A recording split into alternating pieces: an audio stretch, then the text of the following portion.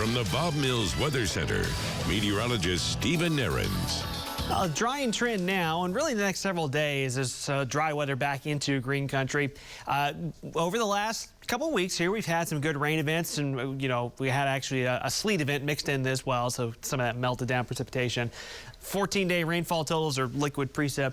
Once again, from I-44 to the south and east, some pretty good totals, 3 to 5 inches of rain. And once again to the north and west, at least you did get some, good downpours up into southeast Kansas, even though the Coffeyville, your number's not listed there. Washington County, Osage County, Pawnee County, at least got some rain to settle the dust. But this has just been kind of continuing the trend that we've been seeing here. Of course, drought's been a problem going back well into last year, but especially here in the last few months, it's becoming more and more of a very sharp dividing line between no drought and still pretty tough drought across the viewing area. Now, this is the most recent drought monitor, and we did see improvement. Most areas in green country saw kind of a one-category improvement, so areas that were under extreme drought went to severe drought, from severe to moderate and vice versa. But as you can still see those shades of red, especially the darker red, northern Osage County up to southeast Kansas, that's still that exceptional drought. The areas that still are just not picking up enough rain with these systems that have been rolling through.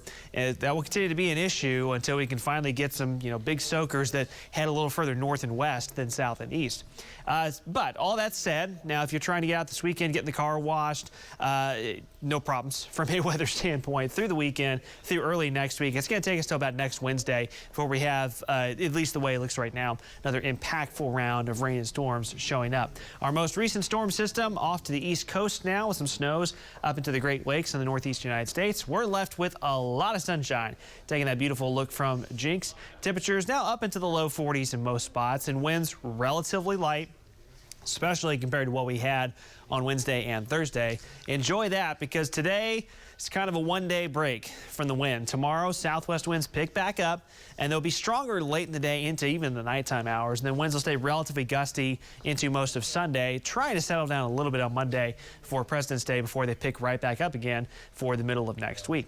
All right, high temperatures for this afternoon. It's a cool day, but sunshine and a much lighter wind does make a big difference if you have outdoor plans this afternoon. Still, of course, need the jacket. 50-degree reads just west of Tulsa, upper 40s in the metro, mid to upper 40s across our far eastern counties. Let's roll you through the weekend here on Future View, kind of on a wider view.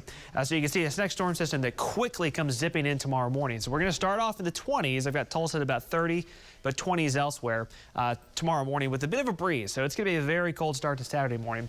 Clouds come rolling in. There will be some sun breaks. We'll go partly to mostly cloudy tomorrow. And I mentioned this earlier, but Future View is showing some showers trying to form, especially near the Red River tomorrow afternoon. More than likely, the large majority of that won't reach the ground because the air is going to be pretty dry. But we might get a few sprinkles off and on tomorrow. Certainly nothing to cancel any plans over.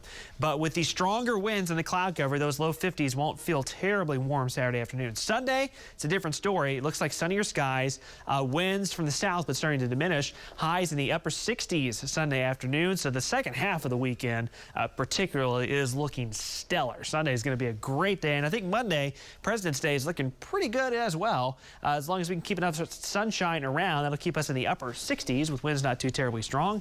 Warm through Tuesday. Notice again, Sunday, Monday, Tuesday, another little taste of spring. There's that next chance for scattered rain and storms showing up on Wednesday.